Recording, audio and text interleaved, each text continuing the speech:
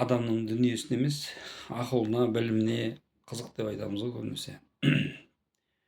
Сол ақылың жылдан жылға әйтеуір ізденесің, оқисың, көбейе бастайды, көресің өмірден. Бірақ қазір байқасаң, именно осы дүние жағына келгенде, қазіргі қоғамда әсіресе көп пайда болған. Сен шынымен қинала бастасаң, қасында жүрген көп адамдар азая бастайды, жайлап өздері. Телефонды алмайды, сенен уже қаша бастайды. Өйткені біледі сенде проблема бар екенін да. Сөйтіп жақындағысы келмейді. Сосын жағдайың өзіңе не істейсің енді? Қайда барасың?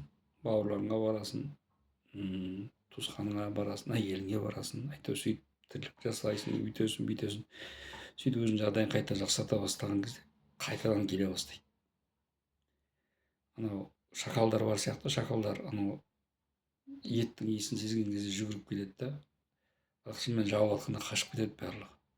Сол сияқты сөйтіп өз адамдар сөйтіп жинала бастайды да, и сол кезде бір қиналған кезіңде сен ешқашан да өкінбе, мен қиналып жатырмын деп. Сол кезде сенің қасыңда кім қалды, солар мәңгі қалатындар. А кім кетіп қалды, олар қайтып кетеді.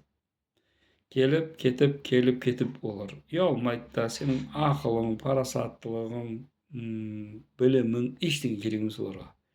Оларға тек қана дүние керек. Қазіргі қорқынышты нәрсе, қазір осыған байланып қалған адамдар көбейіп кетті.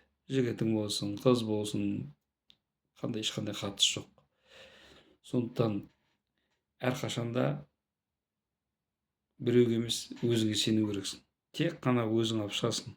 Өз біліміңмен, өз күшіңмен өзің жағдайыңды өзің жасайсың.